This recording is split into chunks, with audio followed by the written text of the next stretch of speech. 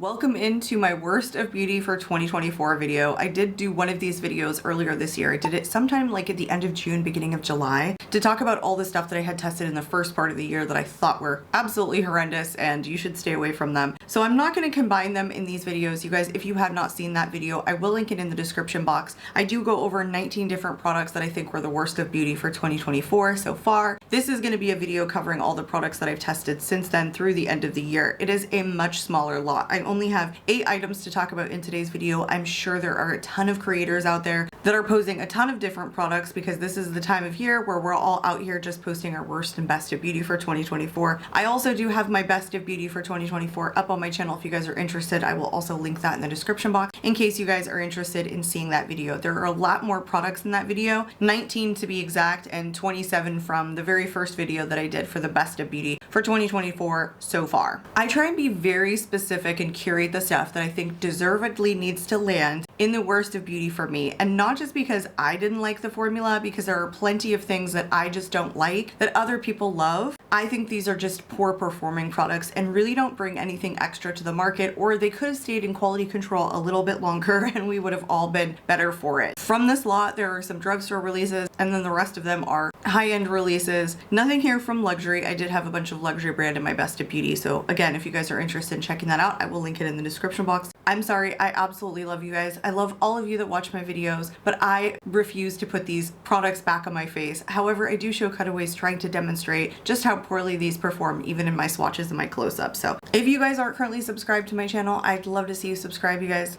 Let's get into it. All right, let's start off with Complexion. So number one, I was so sad to put this here because I want an RMS beauty complexion product to work for me, like just one. And I know she has the Uncover Up foundation that's like the liquid foundation and not the potted one, or it's the Revolve liquid foundation, like who knows what it's called, I don't even know. The potted one didn't work for me, so I thought I would get this to see if I could get a complexion product to work. It's the Sun Cover Up Skin Tint Super Hydrant with SPF 50. It's also got powered with Glowplex, and this one is in the shade Alabaster. It's like either the lightest shade or the second lightest shade. This is thick and gross and super full coverage, and not just that, it's like super tacky on the skin. It's separated on my face, and even when I went in with like a lighter layer, it still didn't sink into my skin very well. It was like sticky to the touch and just gross. It wore horribly. It blended in horribly. I've never had such a thick, tacky texture on my skin before, and I'm all for full coverage. I'm for a dewy foundation. I'm for a more mattifying foundation. Just like whatever performs really well, I will wear for different occasions.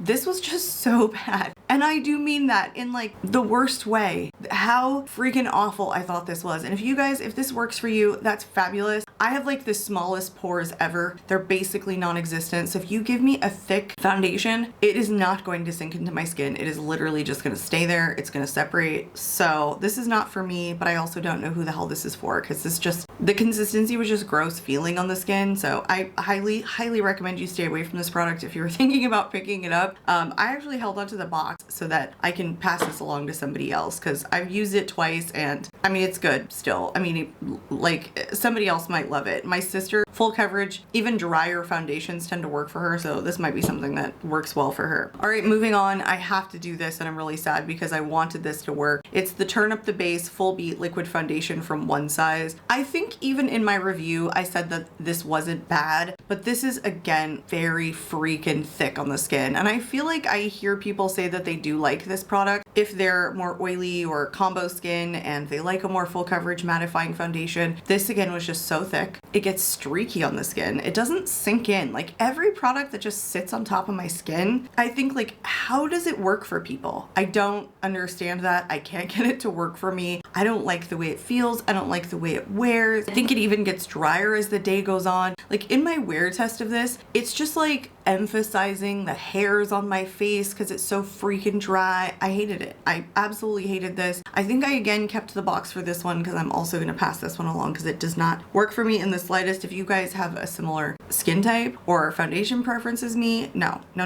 And I am combo skin if you guys don't know, so a lot of the One Size products, I want them to work for me. In fact, what happens a lot of times with the One Size products is they're not even as mattifying as I like personally. So I was looking forward to this. This is just a no. I'm not, no. No, I'm not gonna mince my words, no. All right, another one that I was sad about. This was the Lift and Flex Concealer for Eyes and Face from Danessa Myricks. I thought also, she does a lot of products that are pretty mattifying and full coverage, and this is the second Complexion product that I tried. The first one I really loved, although I heard really bad things about the original Yummy Skin Foundation because it was thick and heavy. But then when the skin tint came out, I actually really liked it, even though I have combo skin. I didn't hold on to it, I did declutter it just because it's not my best skin tint, but it's not bad. It just lasted like 2 hours. Anyway, this is dry. It's super full coverage. It's again very similar to the RMS in the one size. It's thick and it's dry, and it like doesn't mesh well with my skin. It makes my under eyes look drier. It sinks into the fine lines in funny ways. I don't see this working for people with dry skin. So if it doesn't work for me with combo skin, I wouldn't like it. I even did a wear test with this, wearing it all over the face because I wanted to take this with me traveling, and I thought that this would be like perfect to just put all over the face and I wouldn't have to pack like a foundation in addition to a concealer, and it was dry as hell everywhere on my face, like even my nose and my forehead and my chin where I get super oily. So no. Just again, when a consistency is so thick and doesn't sink in and just doesn't have enough hydrating properties, like who's it working for? Is it working for you guys? You have to have, I think, perfect under eyes to take a more full coverage concealer. I don't personally have those, so it didn't work for me. This is a no. All right, let's move on to eyes. I only have one product in the eye category, and if you love this, I understand there might be people out there that do like it. It's not for me, and I've had to make this product work, okay? Like, it didn't just come out of the box good. This is the Fine as Fleck Glitter Eyeshadow from e.l.f. I have 2 shades. I only brought this one in today's video because I think this one really deserves to land in this spot. This one is in the shade Champagne Showers. The other one that I have actually does work for me. It's in like a purple sparkly shade, but they both hard panned. Can you guys see how hard panned this is? I have picked at it with my fingernail, broken the shadow up so that I could get this to show up on my swatches and on my eyes. It has a much stronger base after I've broken through the top layer 3 or 4 different times with like my finger and my fingernail, but it hard panned on my first swatch in the try on video when I first busted these products out, which is like a hot no for me. Like, okay, you charged me $8 or $9 for this and it immediately hard panned when I touch it. That's just a no, absolute no. This one in particular I put in this video because it's got almost nothing to it. Like, I really have to work hard to get this to even show up on a swatch. It's very light on the eyes unless you have some sort of base underneath, and not just that, this shadow lasts 5 minutes, even with set eyes, primed and set, because I do get oily eyelids. I do have to set my eyes if I want my eyeshadow to last, but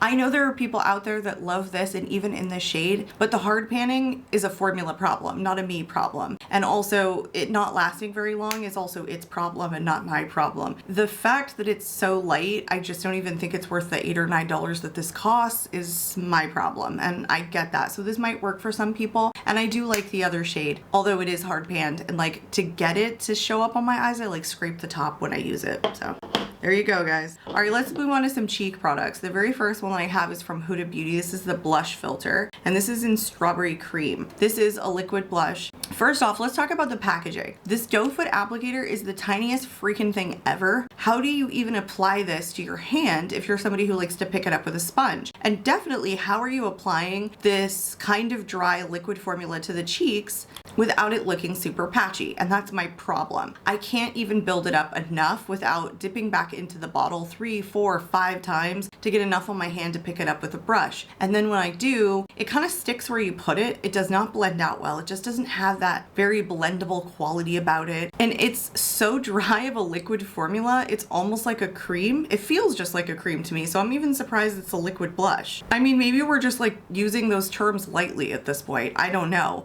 But the doe foot applicator is completely wrong. It's like a cream formula that doesn't blend in, and it's kind of this staining finish. It just looks very flat on the cheeks once it dries down. And it's not that it doesn't have like a little bit of dewiness, it's just immensely flat looking. I don't know how else to describe it. I think you can even see it on my swatch when I rub it into my hands, like just how flat this looks and patchy it looks.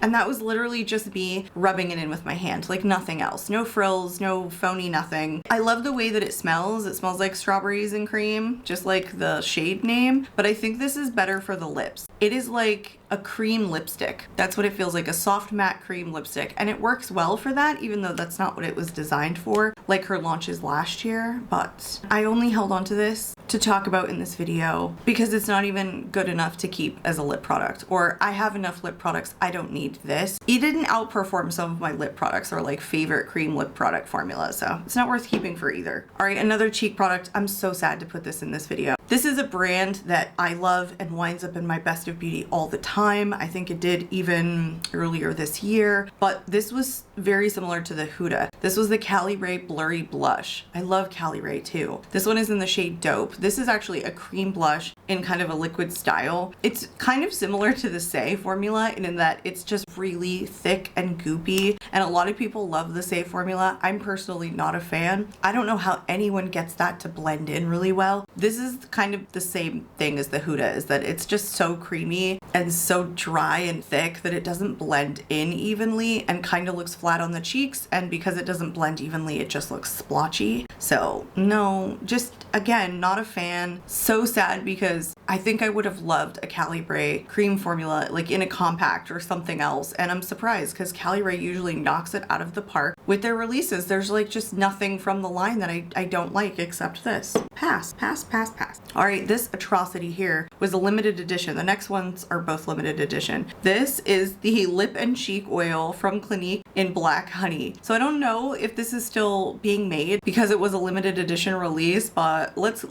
hope it stays limited edition and it just fades out. So lip and cheek. Okay, so this is something that's supposed to be like a lip oil, but also a glossy finished cheek oil as well. They just have too much oils in this. It's too emollient. It just separates from itself and it looks very similar when you get it to the lips. It kind of coagulates. If you watch my swatch, I'm literally saying it's like coagulating on the back of my hand. It's just such an oily formula that like anything that you put it on and even itself, it like separates from.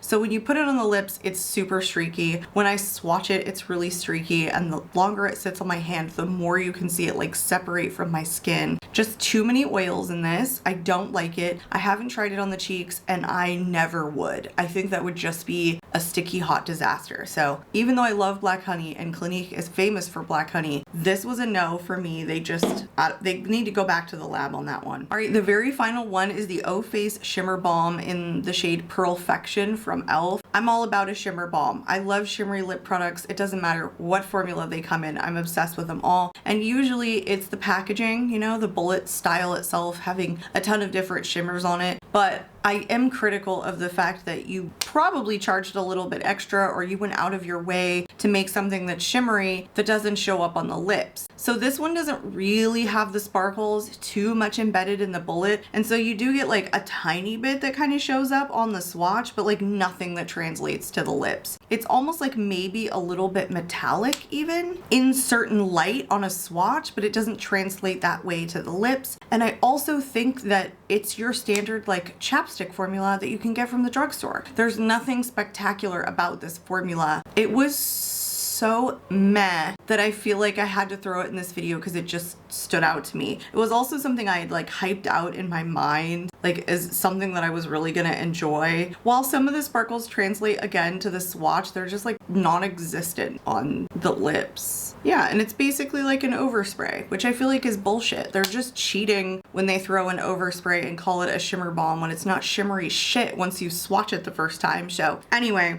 that's a no for me. That was my very small rant of the worst of beauty for 2024 from the stuff that I tested from July till the end of the year. I know it wasn't a lot of stuff, but I tried to be serious about the stuff that I put in here. And also I really didn't test as much new makeup as I did test earlier in the year. But nonetheless, I do hope that you guys enjoyed this video. Again, if you're not currently subscribed, I'd love to see you subscribe, you guys. I'm out of here. Hope to catch y'all in my next video. Bye guys.